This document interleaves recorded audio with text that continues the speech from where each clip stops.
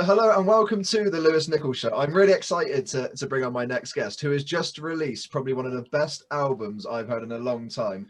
So let's say hello to Shingai. Have I said that correctly? Do you know what? You can call me Shingy.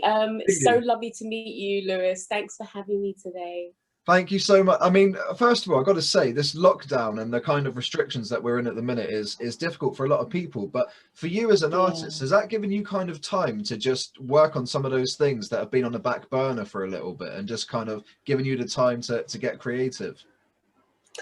You know what? I think that the creativity has always been there, and there was a lot of stories that I felt like were bubbling in me. I'd already started the record actually in 2019, so it's the quickest record I've ever made.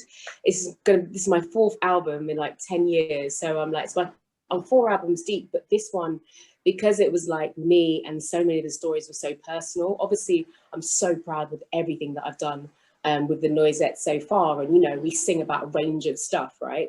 But there was a lot of my stuff and my joy and my pain and my ups and downs and just my love for the stories that I was hearing from other people in the world and stuff. So I think that the lockdown definitely made it easier to focus, if that made sense. And the lockdown and just what was going on with world events, and I guess arguably what still is going on, made me say, do you know what, Shing? If you don't commit your heart and soul to this album now, when? And I almost felt like people really need an album like this more than ever. And I was like, don't hold back and just dive deep in. And I've never looked back since. To be honest, I haven't even really listened to the album that much, apart from the few shows that we've been able to play live. But yeah, the lockdown, it made it easier to concentrate, but it also, the stillness, because touring stopped. I think the stories, just really came pouring out of me, Lewis. Well, we're going to talk so much more about the album because there's so much I want to ask you, but just going back to kind of the very beginning for you in regards to music, which is kind of, have you always loved music when you were growing up? And were you surrounded by it with your family? Oh my God, music has literally been everything from, the time I can remember. There's a funny story that usually circulates around my mum and my aunties that, I cried so much as a baby that it was just like people just couldn't, it was unbearable. Apparently I was out of all my mum's children, out of all my siblings, I was the one that was always crying. But my grandma used to say to my mum, just let her cry. She's exercising her lungs. Maybe one day she's gonna be a singer or something. They're gonna, she's gonna put them into good use. And lo and behold, that's what happened. So, there are also on a real level, lots of musicians in my family. So I come from a real sort of, I don't know, it's almost like a kind of like legendary musical. There's a lot of legendary musicians in my family. One of them is an amazing musician from Zimbabwe called Thomas Mafumo, who was a bit of a revolutionary at the time, in the 70s and the 80s when then Rhodesia wanted to get emancipation to become Zimbabwe. Musicians played such a huge role in sort of uplifting people and letting them know that, that they mattered and that a new time and, new things were on the horizon. So music was pretty much the soundtrack to that generation, which is my mum's generation. And with all the experiences that she had there, she obviously had to she came to England to start a new life. And she really passed that onto us kids that, music just has this wonderful ability to connect people, to boost your confidence. And, she always encouraged us to be creative. So yeah, Thomas Reform was a big influence. And, there are also a lot of other huge musicians that my mum raised us on, a huge record collection with real sort of standout sort of artists. My mum was really into sort of, what can I say, quite sort of unique kind of, wild and wonderful artists that really had messages. I was raised on a lot of Bob Marley and a lot of, just like Fela Kuti, Hugh Masekela, I was raised on, a bit of, Kate Bush, David Bowie. She was just really into, like, you know, musician, Nana Cherry. She was really into musicians that, you know, had something to say and kind of, you know, just made her, like, she'd be doing her chores around the house and just blasting this amazing spectrum music. So I think that's never left me. And so I still actually, to be honest, feel like I'm still quite early in my musical journey. I feel like, you know, you're still gonna actually now that I've been let loose, this album has given me the confidence to maybe see a lot of that I was a bit, you know, hadn't quite found, you know, the right sort of tone, or wasn't the right maybe time for me personally, you know, to say it. So yeah, music is everything to me, and I just love the way that it brings people together. And I love the UK's, you know, reputation for, you know, powerhouse, you know, unique music, you know, from punk to, you know, lots of other really, really cool stuff, you know, in the 90s, and, you know, UK garage, dubstep. I think we bring to the world such a unique style of pop music, and it's really important to feel like I'm kind of preserving that as well. Yeah. I mean, well, a lot of people know you, of course, from the Noisettes. Such a, I mean, when you arrived on the music scene, you came with a bang, and I just loved everything about you. You had the voice, the look, everything was so different. But how did that actually all come about, the band? I mean, was it something you created, or were you asked to join? Like, how did it all happen for you? Yeah, well, so Dan and I, he's like a big brother to me. Basically, we met at Brit School, Performing Arts and Technology College in South London, and I was just really, really, really drawn to him because he always used to wear like these really crazy, like purple, like turquoise, cosmic sort of flares, and just at one point he had this massive sort of like blonde bob, but you know, it was just such a contrast. And yeah, there was something about the energy about the Brit School, which it still has, which just has the ability to kind of, you know, give people the sort of space to kind of explore their creativity. And so we met there, and, you know, we were in quite a few bands before the Noisettes came about. I was actually in a band with his dad once, Uncle Bill, called God, I can't even remember the name of the band. That's really bad. But yeah, we were in a covers band, and then, you know, I think I just got a little bit bored of like having to sing other people's songs all the time. So I was like, look, dude, let's get some originals in there. Let's shoehorn some originals into our whatever like funky set we were like having to play at a like wedding, or like kind of, you know, East London, you know, kind of jolly up or South London jolly up. So yeah, we were doing a lot of those, like, you know, cover bands, gigs, jazz clubs and all that kind of stuff, and, you know, doing covers from Hendrix to like Motown and all kinds of stuff. And so I really got the chance to have a really wide repertoire and to have fun with it. We knew how to, we could pretty much play any song on demand from like the 1940s to like the early the 2000s or something. So, you know, that was a good way for me to learn the ropes. And, you know, we shared a great record collection together. You know, obviously he was really inspired by a lot of the African music that was in my mum's collection when he used to come round and hang out. And I was really inspired by all the blues and the UK kind of like, you know, blues rock, like prog scene that, you know, some of his father's records collection introduced me to. And then we had this band called Solarfly, which was really cosmic. It was really just really out there. And again, it was really genre fluid. I think this is one of the things that, you know, it's a bit like Marmite with me, you know, either you love it or you hate it, but I'm always going to be genre fluid because, as I said, I'm a complete total music nut. Like for me, you know, everybody does the food comparisons, and like, you know, if you were a chef, what musical ingredient would you put in your, you know, new song? And for me, like when I'm going to make music or make a record or approach a project, I like to have the chef's larder. I want to have all the spices, I want to have all the ingredients, I want to have, you know, whatever, you know, beautiful new vegetable that's just kind of, you know, everyone's sort of like exploring within their cooking at that moment. And I also like the classics as well, like your root veg. So you know, so for me, it was really great going on that early journey with someone like Dan and Sonafly. And then we basically, I don't know if we were busking, but like Dan and I had like an early configuration of like the Noisettes with an amazing drummer called Pharaoh Smeaton Russell. And then afterwards we kind of did some busking, did some shows. I think we were doing a show on like busking by a carousel wheel, like a carousel thing in Brighton, maybe somewhere in Sussex. Either that, or we were booked to do a gig, and we decided to hang out on the carousel. And yeah, I think Pharaoh's girlfriend at the time, who was a photographer, who was really, really cool, took a picture of us. And our manager at the time was kind of, you know, just trying to sort of get, you know, secure opportunities for us and help us to get signed. It was taking ages, actually. So we really had done the groundwork. You know, Dan and I had been in bands for a good probably 6 or 7 years since we 7, maybe 8 years since we got signed, until we got signed. And then so she happened to be with the head of Motown Records at the time, incredible woman called Jolene Cherry, and she just saw this picture of me kind of doing this move. I think I had my guitar and I was doing some sort of gymnastic, half singing, half, you know, cat sprawling move on the carousel. And I think she just was like, wow, who's this?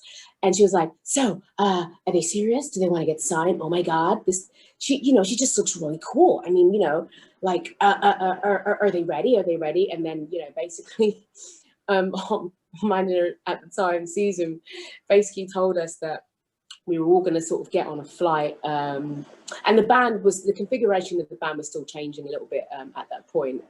And so anyway, long story short, we got flown to LA. I think it feels like it was in about a week later, but maybe it was about a month or two later. But yeah, after Jolene and the Motown team had seen those pictures of us performing by this carousel, you know, with little Shing sprawled out like a cat with her guitar and stuff, we got flown to LA, you know, and we were booked to play a, a showcase at this amazing venue called the Roxy, which is a legendary venue which has launched the careers of like so many people, so many greats. And so, yeah, we played the Roxy.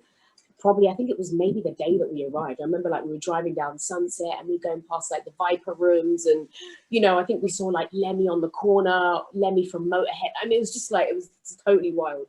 And yeah, so we did this showcase, and I remember my nerves were just like, I almost felt like I was gonna throw up. Sorry if it's you know, kind of grossing anyone out, but I had the biggest butterflies ever. And you know, I had my red guitar, which I'd, you know, saved up for my 16th birthday as my sort of like good luck, you know, good luck charm. And yeah, so we played the show. And I just was doing like cartwheels and backflips and singing, and like, you know, Dan was playing guitar solos behind his back, like morphing into like Hendrix. And then it was just such an incredible show. And then they took us to dinner after the gig at this like really amazing restaurant that like they used to take like all the, you know, like the people who are somebody, you know, like the mobsters and like, you know, whoever was going to get signed or get a new film deal or something. And so we went to this restaurant, and then next minute it was like bottles were being popped. I don't even know if I'd actually ever had champagne by that point, but it was just, you know, it was like a film, it was like a movie. And they were like, I think Doug Morris was there and was like, so you guys serious? You want a deal? Yeah, you want to be somebody? And it was like, oh, okay, literally, like it was like the pen came out, and like next minute we were signed. So yeah, and then we had an incredible journey, you know, for the next, I guess, sort of 7 years on major labels, making a couple of albums. We made 3 albums that we're incredibly proud of. It was such a roller coaster of a road, and there were there were as many lows as there were highs. But I think for me, it's all been very, very character building. And now I'm just really grateful that like I've still got that same like energy and, you know, kind of like little Shing crazy energy. But, you know, now I've got like a little bit of wind behind my sails. Do you know what I mean? Like I've got such a commitment to music, and it has to be incredible. Every record, every note I sing, I really push myself. And so, yeah, I thank those days, and I thank, you know, those amazing records that we did with Noisettes, because actually Dan and Toby, the drummer, ended up playing on Ancient Futures, which was my debut solo EP in 2019. And they also, Toby was a big part of Too Bold. In fact, he plays on most of the songs. So, you know, it's really important, I think, to have just, yeah, good people around you, and just make memories. It's quite sad to hear that a lot of the artists that are coming up now, they rarely, you know, they, especially the signed artists, they rarely get past single number 2 or number 3 because the stakes are so high and there are so many artists signed, and the labels still seem to have this kind of, it feels like it's a bit of a conveyor belt, you know, and I think we've got to make sure that that conveyor belt, you know, has this kind of responsibility to art, so they can get at least to album number 1 and have a body of work that they're proud of. So yeah, it feels good to be here on album number 4, but it also feels like the beginning of a new era for me and a new era for all of us as artists. So yeah, it's a beautiful time, and I really appreciate you really like asking me how those days felt, because yeah, it's brought back some really funny memories. Well, it's amazing because during that I've never known anyone compare music. Does that cover it? Yeah, but I mean, I've never had anyone make music sound like an episode of Ready Steady Cook. I mean, with the vegetables, that was amazing. And you're an incredible impressionist as well. Different American act. I want to meet these people to see how alike you actually are to what they sound like. Honestly, you know what, and that's the thing about, I think, the entertainment industry. There are so many characters, and I feel like, you know, there's a lot of really amazing music. So there's a lot of amazing music documentaries right now, you know, coming out about, you know, certain, you know, periods in the music scene, and you will actually find that it's not just the musicians that are larger than life. Yeah.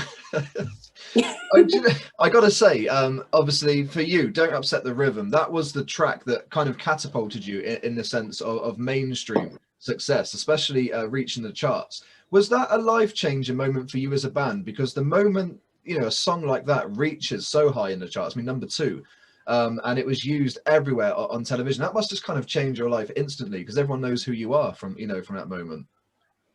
Yeah, I mean, do you know what? I think for me, it was definitely a game-changing moment for us. But like, Dan and I are like both from, you know, quite grounded backgrounds in sort of South London, which is a very sort of diverse area. And as you know, you probably know that a lot of the there's a lot of amazing, you know, UK hip hop artists that have come out from South London in the last kind of last few years, and they'll probably sort of attest to that as well. But yeah, there's something about like, it is really amazing to see yourself, you know, kind of, I mean, it was very strange, like going to the cinema and like taking my nieces and nephews to see, like, I think it was a Christmas movie or something in like 2010 or 2011, and just like hearing our music playing on the adverts that came before the film, you know, while everyone was eating popcorn, they were like, Auntie Shingy, it's Auntie Shingy. So for me, like, that was more like, that made it feel a bit more real than it did, you know, us kind of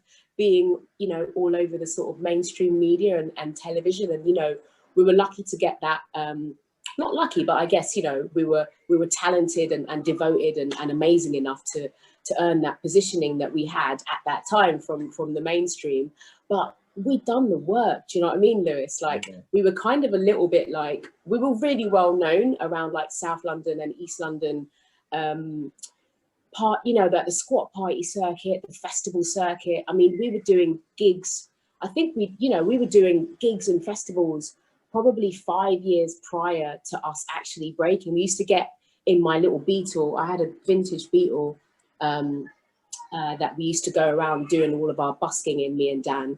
And then after that, I upgraded it to like what do you call it, like a 1970s Mercedes estate, you know, with like the chrome hubs and the wooden interiors. So we used to be able to fit all the gear in there. We fit the drum kit, we fit the amps. You could even fit a mate if you know, who wanted to sort of like, you know, sneak along for the ride. So we'd already like done a lot of work, and we'd already sort of like really enjoyed and like realized how to make a show great and like how to put everything in. And we'd already had those moments where we'd had crazy embarrassment moments, you know, busking or on tour or falling off things. So we were very grounded and like down to earth. And to be honest, I still try to keep that with me now, because, you know, there's a lot of artists that can go into it for the fame or for the money, or which I'm not judging at all, have different reasons or feelings that they want to get from it. But the feeling I've always wanted to get from it was just like, you know, that the music touches people, and, you know, don't upset the rhythm, go baby go, you know, like never forget you, you know, don't give up.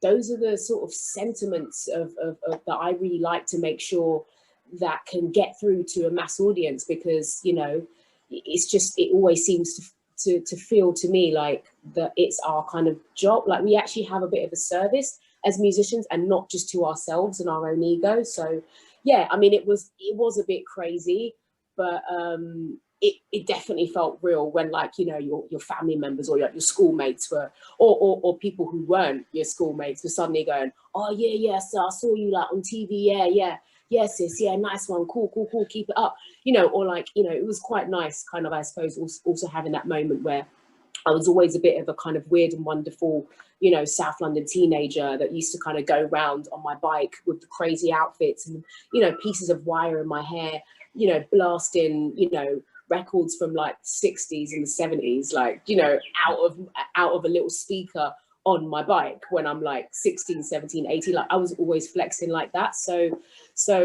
I think, like, you know, there were people that probably thought I was just like a little bit kind of odd and strange. And now we live in a world where, maybe partially thanks to me, people who are a little bit different, or people who aren't the average teenager, who aren't the average kind of trendy person, can be appreciated in society, because, you know, it takes all of us to make this thing work called community, right? So yeah, it was absolutely crazy, but it was nice to know that, you know, that kind of this little kind of weird and wonderful little black girl from South London, you know, kind of, you know, made something for herself and, you know, uplifted the community along the way. Well, I mean, talking about kind of fashion, that's one thing that a lot of people also know you for, because you've got this amazing creativity. It doesn't matter what you do or what you're wearing. You've just, when there's a picture of you, it's kind of captivating. And every picture I've seen, you've just embraced this creativity. So you must have always been like a creative person, because it doesn't kind of matter what you do, it just stands out, you know? Thank you. Yeah. Again, I think this really runs in my family. My mum and my aunties were always very flamboyant, you know, and growing up in an area, well, growing up, you know, in a like really diverse city like London, exposed me to so many different tribes of people. Man, I used to just get on with everyone. I used to be, you know, I was very quite sort of curious as a kid, you know. And for me, like, my bike is, I'm realizing now, like, my bike was such a big part of my freedom for you know, for growing up, because like that was one of the few times you're allowed out, like you're allowed out to go on your bike, and then you had to be back in time for dinner or lunch. And we used to just go on like mad adventures, like through all the different, we used to go on safaris through all the different postcodes. I've done North London safaris, South London, East London, West London. You know, I'm not one of these people that just like stays contained within an area. I like to feel like I'm free to roam. And so when I used to do these mammoth bike rides with my mate, in particular a friend called Kat, actually, who was an artist at the time, and she was going to like Campbell Art College, and she was really cool, and I wanted to be just like her because she was brown and like she was an artist, and I'd never seen, you know, she was just super cool. And so we used to go on these long bike rides, and you know, like befriend and hang out with, you know, the punks, or, you know, like some of the older boys that were like putting on raves and stuff like that. And I've just always found it, I definitely feel like I'm a bit of a, like, my style and my sort of fashion, whatever, like love of all of those kind of things. It's definitely I'm a product of my environment to an extent.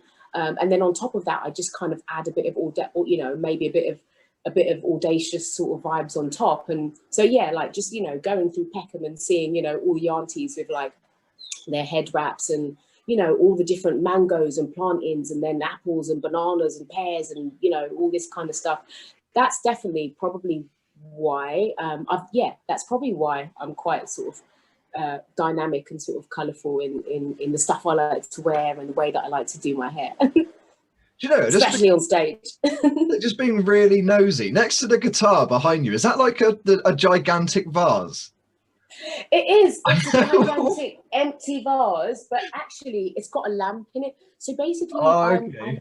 I'm actually in the Caribbean, which is like totally top secret, obviously. And I really needed to get some just to recuperate. I think, you know, making this album, it definitely took its toll on me in some ways, and also it was, this album, you know, was emotionally helping me to close one decade and open a new era, right? And so, yeah, I actually hit an all-time low at the end of last year. And I was kind of on the face of it and on Instagram promoting the album and, you know, on the socials, doing all the interviews. But then, like, as soon as I would get off the phone, or I just had these moments where my energy just felt really, really dipped. And I just realized that I hadn't really stopped for the last decade. You know, I've just been go, go, go, go, go, go, go, go, go for so long. And I'm sure a lot of people might relate to this as well, that I just kind of felt like I don't know if I'm going to have anything left after this album, or if I'm going to have the energy to promote it, you know, in 2021, and to sort of put it into this new decade, unless I sort out my energy levels. So yeah, so I was able to thankfully just probably be one of the last people that was able to get out and get on a flight before lockdown, actually, because I did agreed to do a charity show for a friend of mine, you know, that was somewhere else in Europe. So it meant that I was allowed to fly here. But yeah, so it's interesting being here because it's like being in paradise. But like you, I'm also on lockdown, so I'm in quarantine. I can see the beach; it's right here, but I'm not allowed on it. Can see the palm trees. Wow. It's beautiful. I know, it's really, really lovely. So guys, you can dream, and after lockdown, please, if you guys have the means, get yourself some of that vitamin D or some Mother Nature or something. I think, yeah, lockdown was really, really hard. And also this album was, a lot of it was made, like a lot of the vocals and stuff I had to do at home, you know, and I was used to working in a studio with lots of people. And so yeah, I that's why you can see this empty looking bars, because it's part of the decor of the place that I'm staying. An amazing beach. I won't show you the chip shop that's outside my window. It's a lot less glamorous than that. You know, I love a good chip. I actually had chips for breakfast today, actually. In fact, the breakfast today was great. See, this is a typical Shin. So they've got these really lovely, like, you know, kind of tropical breakfasts that they have, and you can have a really lovely traditional Caribbean breakfast. So I was like, I mixed and matched it. So I actually had like fried plantain, which is really yummy, ripe, kind of edible, savory bananas that you can eat. So they fry it, it's really delicious. And you can have that with, like, you know, an omelette or scrambled eggs. And then you can have like chips on the side. So, you know, still bringing that safari vibes 7,000 miles away. I mean, do you know, it was so nice to hear you be so open and honest then, because that must be difficult, you know, when you're saying that you've been working on a project, then you have to go and promote it, do interviews, but then actually when you come off that interview, kind of reality kicks back in. So for those few minutes that you're promoting, you're almost a character, essentially, you know, positive, promoting an album, but actually switch that camera off, and then you're back to your, you know, reality. So that must be difficult as an artist to 1 minute be creative, then be kind of back down. It's kind of, you know, up and down for you. So are you feeling more positive with it now? Because the response you've had to this album has been incredible. I've seen the reaction online. You know, I think it's just amazing. We spoke about it before we came on. So you must be kind of a lot more positive with it now. I am, yeah, and you're right. It does get a little bit scary, I think, when artists go into like what I call yo-yo mode, where you kind of have to switch yourself on, and then suddenly you try to switch yourself off, you try to sleep, you try to kind of get balance, and you find it really, really hard to switch off because you give so much of yourself. But at the same time, I think what's kept me going as well is just like the love and the response that's happened from the album. I mean, you know, this is not just like the first, you know, debut, whatever the sensational headlines people like, solo album that people like to give it. You know, it's also a fully independent project, and that means like it's you know, entirely it's pretty much almost entirely self-funded, and that, you know, a lot of the kind of, you know, platforms and agencies that had just, you know, been really supportive of the Noisettes when we were signed to a major label. You know, it was really hard going back to some people and, you know, kind of getting the feeling that, oh, okay, so yeah, no, sorry, we're on to the next one now. Or, you know, there were so many challenges in promoting this, that to see the fact that, you know, it's everything is done in-house. It's just a team, you know, there's like 2 of us, and, you know, we field all of the emails and the phone calls, and, you know, try and do the scheduling, and And then when it's actually you, and you actually get to see before, when I guess when I had a sort of manager, when I had a manager before with the band, I suppose what kind of tended to happen is, you know, you get quite protected from a lot of the sort of rejection emails or the no's, you know, and if you try to kind of, you know, get on this tour or get on that festival, or you know, have the chance to be part of this program or festival, you know, or be on that TV program, or be on that radio station, or be on that playlist, or be on that podcast. And, you know, you can be protected from a lot of the you know, the people that like are not, you know, don't want you or whatever. So this time I was like not protected from that at all. And I really sort of had to see, you know, the way the whole industry worked. And that was quite daunting, because, you know, I realized that I had to kind of relearn a lot of stuff as well. And I didn't get the chance to just focus on the music and the creativity and the performances, which is what artists usually get the chance to, you know, to enjoy throwing themselves into. It was like, I had to sort of do kind of 40% on the business side, and helping the small team that I have to say, okay, how are we going to do this? How are we going to, you know, raise this cash? How are we going to do that? And then it was like, you know, sometimes 50% of my energy would be left for the music. But because I knew I'd had to do 3 or 4 days of admin that week, the 2 or 3 days that I did get to do music, I literally just went in so hard, because I was like, you know, this is what I'm used to. This is my comfort zone, right? So yeah, it can kind of produce this kind of yo-yo effect. But once again, I just think it's just a testament to like just where the public is at the moment, and where, like, you know, real music lovers are at the moment, that you don't necessarily need to get, you know, all of this kind of, you don't need to kind of be sort of begging for all this validation from institutions that maybe they've already decided, do you know what I mean, like who they're gonna support that year. So it's really important, when you feel the ups and downs, to remember why you're doing it, and like just look at all the small wins, and they all add up. Really enjoy them. Like me, I'm doing an interview on Radio Winchcombe, and now I'm a fan, because I don't even know if I would have, you know, do you know what I mean? It's like, it's just teaching. This is such a teachable moment for me, being on the other side of the stage, I suppose. Do you know what I mean? Being on the other side of the stage, and not just like the artist. And so the response has been amazing. And music lovers just remind me that, like, nobody really cares what somebody looks like, or like freaking how old they are, or where they went to school, or where they grew up.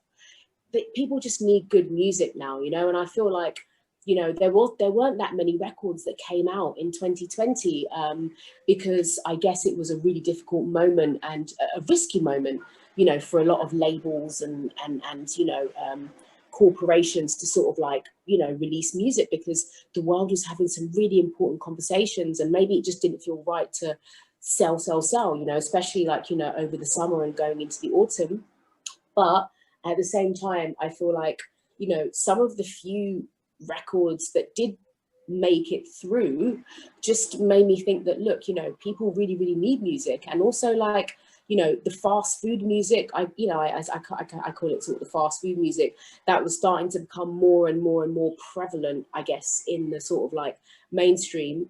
It sort of felt like it took a bit of a backseat in 2020. And I think that that's actually a good thing, because, you know, pop music doesn't have to always be this instant like hit of whatever. Like, pop music doesn't have to be bland. And like the history of the excitingness of UK music, from when we've inspired, you know, like the US and Asia and other places with like rock and roll and punk and, you know, UK type of soul or acid jazz or whatever the things that we brought to the table. I was just reminded that, you know, pop music can be awesome. And the thing is, if you look at what we've all been through this year as a whole, right, on our, you know, turbulent little amazing little island, if you look at what we've been through, like, to just kind of release something that was kind of bland would just feel a bit forced to me. People need to feel something, I think, Lewis, at the moment. People need something that maybe is a bit more emotive, or people need something that's gonna give them like a little bit of hope, or, you know, music to think, to feel, to dance, to do a little bop in your kitchen while you're cooking. Whatever it is, I just hope that, you know, a record like Too Bold coming out at a time when I was told, don't put a record out now, it's too risky. Well, I'm so glad I did, even if it did lead to mini meltdowns and yo-yo moments. I wouldn't change it for the world. And it is people like you, Lewis, and just, you know, just the general public music lovers that are giving me so much amazing life and love to keep on promoting this album into the 2020s, because I feel like there's something in it for everyone. And so, yeah, that's why I needed to take this moment, just so I can reflect on what I've done and just get ready to like really enjoy the next phase of bringing Too Bold to the world. Well, I mean, the album is out now, and I said to you before we come on air, it's just got everything you would want in an album. I mean, it's got lyrics that you can connect to, which I think you were just kind of touching upon them, which is really important, especially now, listening to a track where you can relate to it and feel it. And it's just got a feel-good vibe to it. Like you said, you can dance, you can just sit and kind of, you just zone out in a good way because you're listening to the lyrics and you're feeling good. So I think you've done incredible with this album. And I know there must have been a lot of nerves putting this out there because obviously the time that we're going through at the minute, I guess for you as an artist, it's always what reaction am I going to get? But genuinely, this is one of the best albums. I can't wait to play the tracks on the show. We're going to play 3 of them today. Thank you so much for coming on. Honestly, it's been an absolute pleasure to interview you today. Oh my God, this is probably like one of the best interviews ever. And yeah, it's really nice because I don't feel like I don't feel nervous. I just feel like I'm actually genuinely talking to someone who's interested in the record and you know, why I kind of gifted it to the world. And you know, it doesn't feel like one of these big kind of scary interviews with the big sort of platforms that kind of sometimes can make you feel a bit like nervous or like, oh, I'm so lucky to be here. What should I say? I better not forget to mention, you know, sometimes you end up doing notes in your brain. I just, you know what I mean? It shouldn't feel like that. It really shouldn't feel like that, because you are the guys that have, the media is the, you know, the media has the potential to be such gatekeepers. And if it wasn't for social media, maybe not many people would have discovered what you're saying and what I believe is an incredible body of work, right? And so, you know, I think we need to just kind of maybe just refresh the way some things are done. And, you know, the people that do, you know, appear to have so much power in the media space need to kind of look at how that makes, you know, the how they make artists feel. And if they're really kind of doing the job of, like, in an egalitarian sort of tax funded way, bringing, you know, music that is fresh, that is bold, that is emotive, that is, you know, ahead of the curve, but that is still crafted with such pop, you know, freaking hard work and professionalism. So yeah, it's a great moment. It's a brand new era, and you've given me the most wonderful morning. It's like 11 in the morning or something here, and oh wow, I've just had the loveliest chat. It's really, really, really, really nice. I mean, like I said as well before we come on, I've been a fan of Noisettes music, but what I love about this album is, I guess when you're signed to a label, you know, you get creative input, but maybe you have other people. But with this is for you as an artist, I've connected with this album more than any of your previous work, because I just felt who you were as an artist. And I think the audience are going to feel that as well, because everything is just raw, it's fresh, it's got such cool vibes. It's like you chucked everything that you are as an artist into this. I think that's going to be well received. It's like, that's what I wanted to do. Oh my God, thank you so much for saying that. It means so much, Lewis. Thank you so much. And I love the name Lewis for some reason. I don't know if it's because I'm from Lewis, Lewisham, but yeah. I don't even know why Lewisham's named after Lewis, and actually who Lewis is, because I think Ham is like an old word for town or something, right? Or like Hamlet or something. But yeah, I love the name Lewis. So I was already excited when you guys gave us the opportunity to come on the show and talk about Too Bold. So no, I was really happy that you agreed, because I've tried for years, send emails and stuff, and this is the first time I had a response. So I was really, really happy. Well, this is probably just the right time, and you know, we've had some really, really great moments, because you're kind of Cotswolds, kind of towards the West Country, aren't you? That's right, yeah. Yeah, we've had some great moments. Dan and I, we've had some great road trips out there as well. I think we actually wrote some of the demos for, I think we wrote some of the demos for What's the Time, Mr. Wolf in Gloucestershire, actually, like on the borders. And so, yeah, man, I'm just that girl, man. I love to like go, you know, I love to just get in the car and just go for like a long drive and, you know, go on country walks and all that kind of stuff. So that kind of like Cotswolds lifestyle would just be like, that would suit me just fine.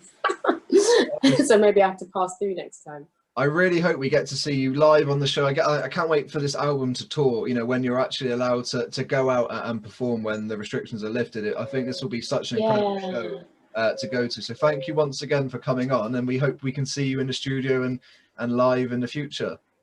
Yeah, well, we're going to bring as much experiences to you as possible live wise, and we also have a video of the video of We Roll is coming up next Friday, and we also have an amazing but very cinematic video for the song Too Bold, which will be coming out on the 1st of March.